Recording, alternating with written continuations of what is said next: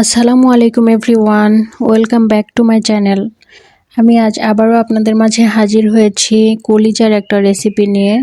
কলিজাটা সঠিকভাবে পরিষ্কার না করলে এর সাথে যে আমরা কি নোংরা ময়লা খেয়ে থাকি সেই সব কিছুই আজকে আমার ভিডিওতে থাকছে।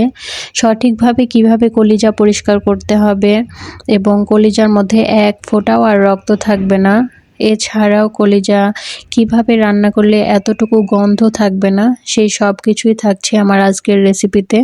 তো আশা করছি আমি আজকে যেভাবে পরিষ্কার করে দেখাচ্ছি এবং যেভাবে রান্না করে দেখাচ্ছি কলিজাটা, সেম প্রসেস ফলো করে আপনারা যদি কলিজা পরিষ্কার করে রান্না করেন, আশা করছি আপনার কলিজা হবে সবার রান্নার মধ্যে সেরা রান্না।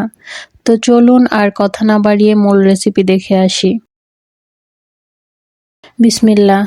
এর জন্য আমি এখানে প্রথমেই আধা কেজি 500 গ্রাম এখানে আমি কলিজা নিয়ে নিয়েছি। এটা গরুর কলিজা। তো কলিজাটাকে আমি প্রথমে খুব ভালোভাবে পানি দিয়ে ধুয়ে নিয়েছি।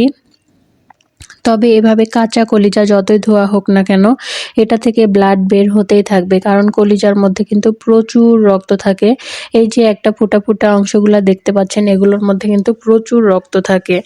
তারপর আমি এভাবে পানি গরম করে নিয়েছি।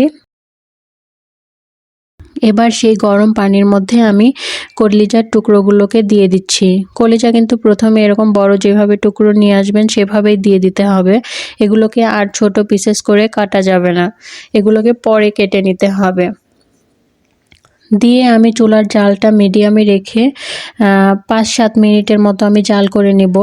দেখুন কলিজার ভেতর থেকে কি পরিমাণ ময়লা বের হচ্ছে, আর যে ফুটা ফুটা অংশগুলো ছিল সেদিক দিয়ে দেখুন কি পরিমাণ রক্ত বের হচ্ছে। এভাবে যদি ভালো মতো ক্লিন না করা হয় এগুলো, রান্নার পর কিন্তু এই রক্তগুলো এত গন্ধ হয় এবং কলিজাটা খেতেও খুবই বিশ্রী একটা অবস্থা হয়। তো অবশ্যই কলিজাটাকে আমি যেভাবে দেখাচ্ছি এই সেম প্রসেসে পরিষ্কার করে নেবেন। দেখুন এগুলোকে জাল করছি আর কি পরিমাণ রক্ত বের হচ্ছে।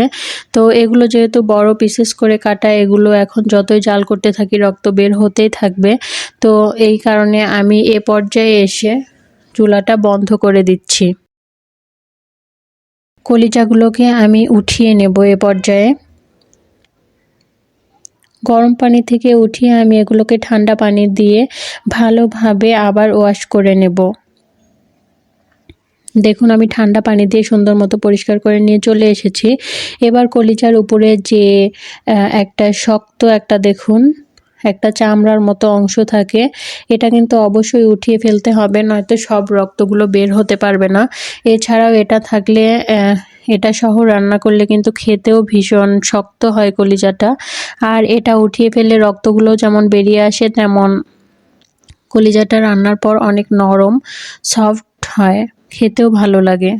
তো দেখুন এটা কিন্তু উঠানো কোনো কঠিন ব্যাপার না, খুব সহজেই এটা উঠে আসবে। গরম পানিতে দেওয়ার কারণে একটা চামড়ার মতো টান দিলেই উঠে চলে আসবে। তো আমি সবগুলো থেকে এভাবে উঠিয়ে নিচ্ছি। দেখুন এটাতেও এরকম চামড়া রয়েছে। তো এক সাইড থেকে এভাবে টান দিলেই কিন্তু পুরাটা উঠে চলে আসবে। এই চামড়াটা কিন্তু একদম শক্ত পেপারের মতো, এটা সহ রান্না করলে কলিজাটা ভীষণ শক্ত হয় আর ভেতরে রক্তটাও থেকে যায়।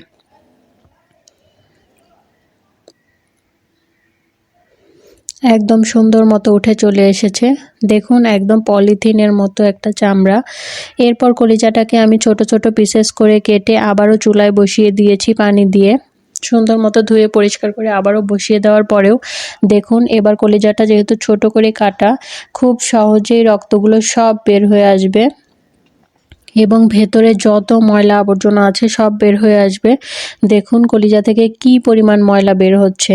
এই কলিজাকে যদি এভাবে পরিষ্কার করা না হতো, এগুলো কিন্তু সব আমাদের কলিজার তরকারির মধ্যে চলে যেত। আমি ওপর থেকে ময়লাগুলো ফেলে দিচ্ছি। দিয়ে কলিজাটাকে আমি আরও 5-6 মিনিট মতো আমি জাল করে নেব। আরও কিছুক্ষণ আমি জাল করে নিয়েছি, আর কোনো ময়লা বের হচ্ছে না। তো কলিজার ভেতরে যত রক্ত এবং ময়লা ছিল সব বের হয়ে এসেছে।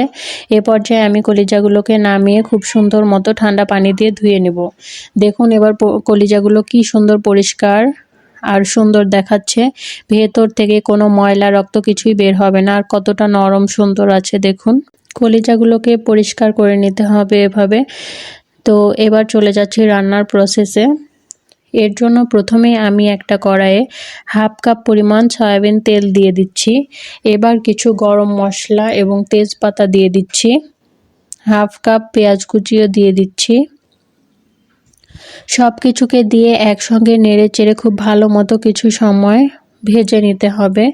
এই পর্যায়ে এসে আমি হাফ চা চামচ জিরাও দিয়ে দিচ্ছি, গোটা জিরা, এবং কিছু গোটা রসুনও দিয়ে দিব। এবার সব কিছুকে একসঙ্গে কিছু সময় খুব ভালো মতো ভেজে নেব, পেঁয়াজটা নরম হয়ে আসা পর্যন্ত। পেঁয়াজটা নরম হয়ে আসলে এখানে আমি আদা বাটা, জিরা বাটা, রসুন বাটা, 1 চামচ মরিচ গুঁড়া, 1 চামচ হলুদ গুঁড়া এবং 1 চামচ গরম মশলা গুঁড়া এবং স্বাদ মতো লবণ দিয়ে দিচ্ছি। দিয়ে আমি সব মশলাগুলোকে একসঙ্গে খুব ভালো মতো কষিয়ে নেব। মশলা থেকে তেল ছেড়ে আসা পর্যন্ত খুব সুন্দর মতো কষিয়ে নিতে হবে। তারপরে আমি পরিষ্কার করে রাখা কলিজাগুলোকে দিয়ে দিচ্ছি। এবার কলিজাটা দিয়ে একসঙ্গে খুব ভালোভাবে মিশিয়ে নিতে হবে। আমি কলিজার সঙ্গে সামান্য পরিমাণ আলুও দিব। কলিজার মতো একই সাইজ করে আমি কিছু আলু কেটে রেখেছি 2টা। তো আমি আলু 2টাও দিয়ে দিলাম। দিয়ে একসঙ্গে সব কিছু নেড়েচেড়ে মিশিয়ে সুন্দর মতো কষিয়ে নিতে হবে।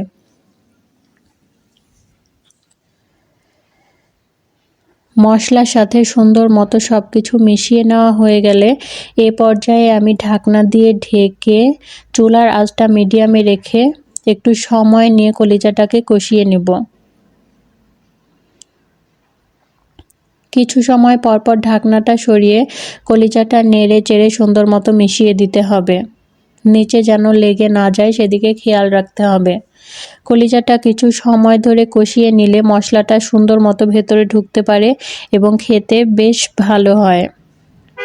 আর যত সুন্দর করে পরিষ্কার করে নেওয়া হয়েছে এর মধ্যে এতটুকু গন্ধও থাকবে না। এটা খেতে যে কি মজা হয়। কিছু সময় পর পর আমি কলিজাটাকে নেড়ে চেড়ে সুন্দর মতো কষিয়ে নিয়েছি।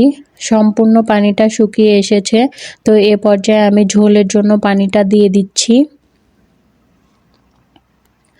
আমি খুব বেশি ঝোল রাখবো না, আমি একটু মাখা মাখা করে এটা রান্না করব। তো ঝোলটা আপনারা আপনাদের পছন্দ মতো দিতে পারেন। কলিজাগুলো খুব সুন্দর মতো রান্না হয়ে এসেছে। এটাকে আমি আর খুব বেশিক্ষণ রান্না করব না। এই পর্যায়ে এসে আমি এখানে 1 চা চামচ ভাজা গরম মশলার গুঁড়া ছিটিয়ে দেব। সব কিছু একসঙ্গে মিলিয়ে নিয়ে আমি আর 2 মিনিট মতো রান্না করে নেব। তারপরে চুলাটা বন্ধ করে দেব। ব্যাস তৈরি হয়ে গেল আমার দারুণ মজার কলিজা ভুনা। কলিজাটা এভাবে পরিষ্কার করে এভাবে যদি রান্না করা হয় এটা খেতে যে কি মজা হয়। আলহামদুলিল্লাহ, এত মজা হয়েছিল, এখনো মুখে স্বাদ লেগে আছে। এটা দেখতে যতটা লোভনীয়, খেতেও আলহামদুলিল্লাহ খুবই মজার হয়।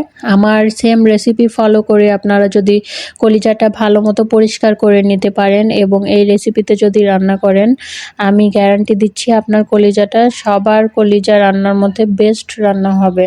যে কাউকে খাওয়ালে সে আপনার প্রশংসা করতে বাধ্য হবে। তো আশা করছি আমার আজকের ভিডিওটি আপনাদের কাছে অনেক ভালো লেগেছে। যদি আমার ভিডিওটি আপনাদের কাছে ভালো লেগে থাকে তাহলে অবশ্যই একটি লাইক দিয়ে আমার চ্যানেলটিকে সাবস্ক্রাইব করে দিবেন। আজ এ পর্যন্তই, আবার অন্য কোনো রেসিপি নিয়ে আপনাদের সাথে দেখা হবে। সে পর্যন্ত সবাই ভালো থাকবেন, সুস্থ থাকবেন। আল্লাহ হাফেজ।